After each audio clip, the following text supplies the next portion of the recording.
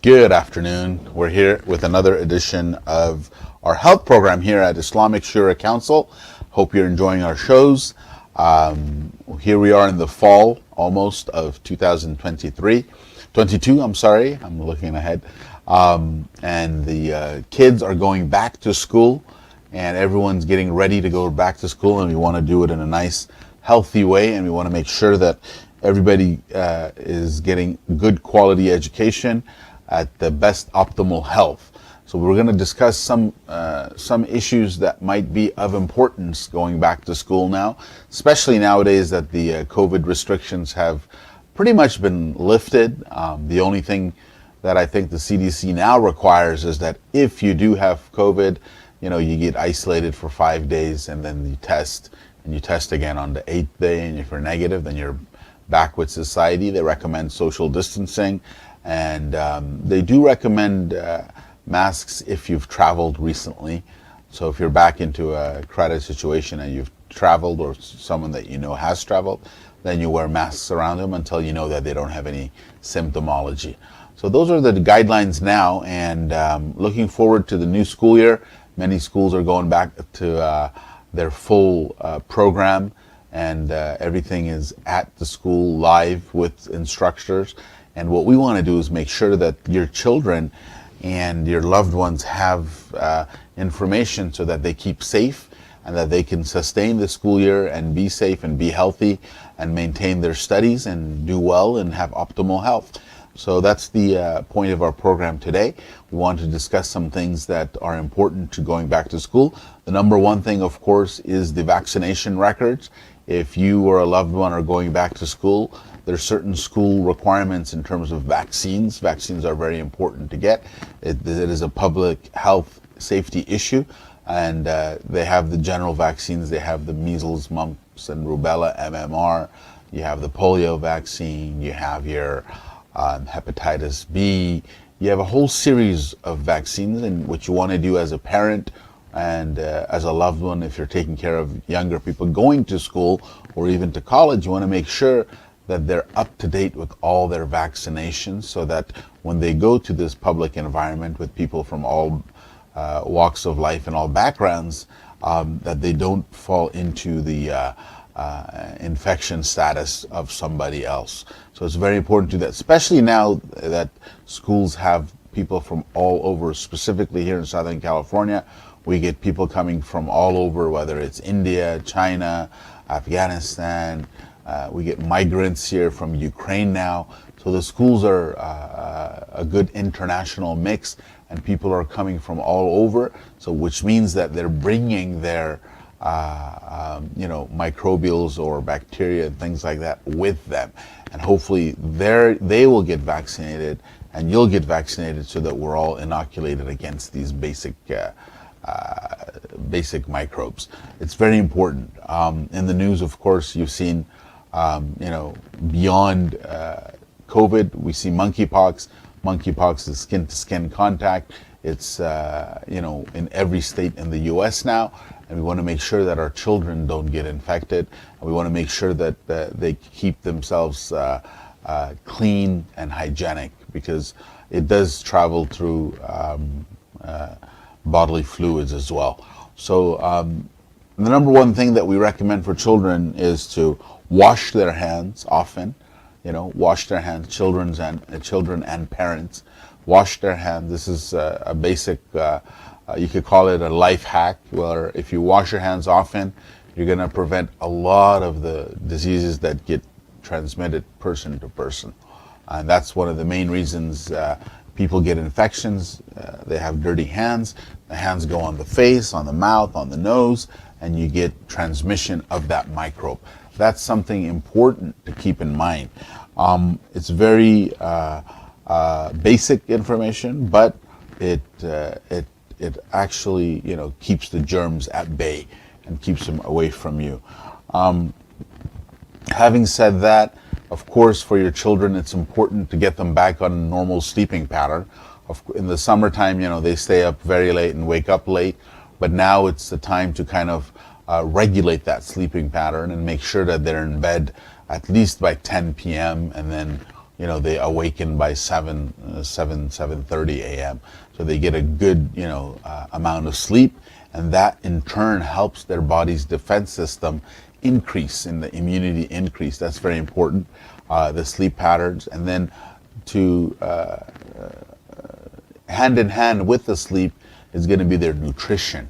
It's very important because now as they get busier and they attend school, they're not going to be eating as much like they do when they're home. So it's important for you to plan out their food, their lunch, their dinners, their breakfast. See what your children are getting. Are they getting enough nutrients and vitamins from their food? If they're not, you must supplement. It's important to make sure that they have resilience to all these deficiencies. We don't want them to be deficient in any terms of their vitamins or amino acids or any type of nutrients that they need for their body to function. And that in turn gives them better health and better immunity. That's very important to keep in mind. Other things that are important considerations starting school is to make sure that your children are in some type of physical activity in terms of sports or school sports or outside school sports, something that keeps them regularly exercising. The recommendation is that at least 40 to 60 minutes a day, your children should be active in terms of their exercising or playing a game which involves exercising, whether it's a cardiovascular exercise, which soccer and basketball do, or they could do things like swimming, things like any type of sport, volleyball. These things are very good and they have training. They do track. It's important to keep your kids in some type of physical activity, some type of sport. This in turn will give them very good long-term health, and currently as well they'll have higher immunity and better immunity. That's very important. The things that we want to kind of caution you against are things which the fast food lifestyle encourages, which number one are the sugary drinks. We want to keep away from artificial sugars and sugars that are in the soft drinks. These things have been shown to have detrimental effects to overall health in the long run, and they increase the tendencies for childhood obesity as well as diabetes. So we have to remember that this is something important, especially living in the U.S. In the U.S., diabetes has become an epidemic, as has obesity. So these two things are hand in hand, and we need to make sure that we combat them. And how do you combat those things? Number one, you leave the sugary drinks. And then number two is you have a regular exercise regimen, which is very important, especially to start it at a younger age so that you get habituation, you get used to it, and the kids get used to it, and they want and crave that physical activity. That's what we should want for our children. The other thing that's important is, especially for kids in middle school and in high school, it's becoming very trendy for people to vape. Vaping is something there now that is prevalent in schools, and kids do it secretly. It might be a little important for you to discuss it with your child and let them know, and be proactive and be preventive and tell them, hey, you might see people, vaping, and they have these little nice looking gadgets that they vape with. It's important to discuss it and tell them the harms of vaping. Vaping is as detrimental as cigarettes, and it's not good. So vaping is as detrimental to your health as cigarettes, if not more. So it's very important to keep this in mind and communicate that with your children and with your loved ones, as they may see colleagues or friends at school vape. It's important for them to actively be aware of that. And I encourage you as parents and as elders, and if you have loved ones that are going to middle school or high school, or even college, to make sure that they know the harms of vaping. That's very important, and that's something to keep in mind, as we see it in society a lot, and it's disguised with fruity smells and apple and cinnamon, all these nice pear and all these nice aromas. but it's not aromatherapy. It does lead to cancer in the lungs. So it's very important to keep that in mind. The other important thing that we want to discuss is in the summer now, at the end of the summer, people are going back to school, but the weather is pretty hot. It's very hot. We want to make sure that our children and whether they're in college, high school, or elementary school, or secondary school, it's important for them to realize that the weather is warmer at this time, and that they need to keep themselves cool and hydrated. It's very important. If they keep themselves hydrated, then their body will function to an optimal level and keep them healthy, and they won't fall prey to any types of illnesses.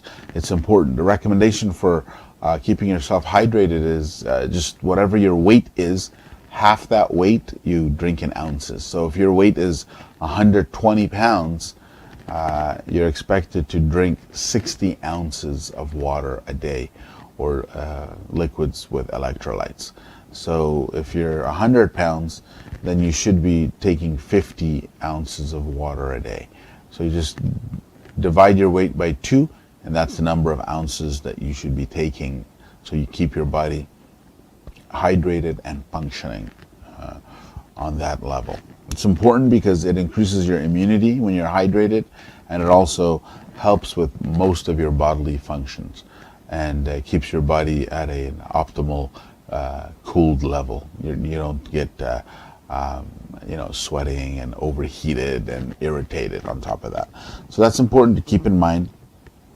The other thing that's important is that we want to make sure that we mitigate risks and plan for things that can possibly go wrong in terms of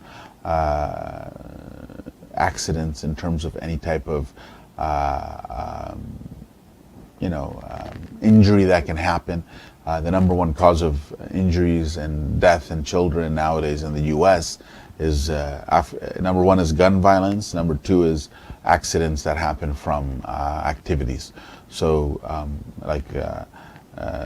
of course, the gun violence, the further away you are from guns, the better your chances of not getting trapped or entrapped with gun violence.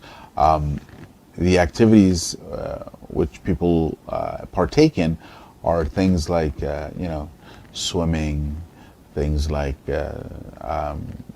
running, biking, electric scooters. These things are all there now. And for you to mitigate your risks, we want you to take all the precautions that they recommend with these activities. For example, with scooter riding or electric scooter riding, they recommend a helmet and knee pads. So please get those and wear those so that you minimize the risk of getting bodily injury if and when you get an accident. So that's very important to mitigate that risk. Same thing, just like when you drive a car, you wear your seatbelts. It's important. That mitigates the risk of if and when you get an accident, you have a lesser chance of detrimental injury if your belt is on as opposed to not on. So it's important for all those activities that you do that you take the requisite precautions. It's very important to do that, and you mitigate the risks and you keep yourself safer and healthier in the long run. That's very important to keep in mind. And also in terms of biking, mountain biking, some people go skiing in the mountains, some people go jet skiing in the water. Take all necessary precautions. That's the key to that. If you're someone that likes to do those things, it's important to take all necessary precautions. Don't cut corners. Don't try to say, "Oh, it's not going to happen to me," because when it does, then you want to be the most ready for it, so you mitigate the risks and you don't injure yourself. So those are some things to keep in mind. Also, the other thing that I wanted to discuss was your connection with your children. It's very important to talk to them and have a connection, know what's going on in their life, know what their anxieties are, what their stresses are, what they're going through, what they're thinking. Have an open dialogue and communication with them. That is something which is also beneficial to their overall health at this time when they're starting a new year at school. It's important to keep in mind, discuss their electives with them, discuss their outlook and they might have some challenges, they might have some goals. Discuss those things with your children, whether they're in college or med school or high school or middle school or elementary school. It's very important for them to know that they have someone to talk to and someone that they can come back to and get guidance from. This is something which is very healthy for them to have that mentorship relationship with you on. It's very important to keep that in mind. And these things will all lead to optimal health for them and you and the relationship, and in the long run it'll give them better long-term health in terms of their physical being and mental wellness. So it's important to keep those things in mind. It is a season of back to school. Those are some things that we thought were important to keep in mind, to reiterate and to discuss with your children and go over them. And if you do that, then you'll make sure that you prevent all the common illnesses that occur. Some of the common illnesses that you might look out for when people start school are the common cold. It's a very common viral infection that happens. Again, wash hands, keep social distance from people that are obviously sick. It's very important, very important. I mean, it's basic logic, but it's very important. Sometimes I'll see people coughing, sneezing, and right then and there somebody else gets right in their face and greets them and doesn't even acknowledge the fact that they were just sneezing or coughing. So give them a little time, give them a little space, let it all clear out, and then approach that person. It's very basic stuff. So so these things are things you'd look for. The common cold, the sore throats are something that you'll see in the school year. Sore throats, sometimes they'll lead to ear pain. So these are things to look out for. Sometimes people will get little skin infections, as these are all viral and as they're exposed to new people. Pain in terms of rashes and pain on the skin. These things all point to these viral types of infections that occur at schools. Some people might, if it's chronic and they have coughs, they might go to bronchitis, and if they have asthma, it gets aggravated. That's something important to keep in mind. These are the basic things to look out for. Other than that, you should have a nice, safe school year. And if you have any further questions or concerns, please don't hesitate to comment. But with that, we'd like to end today's program, and we'll see you next time. Thank you for listening.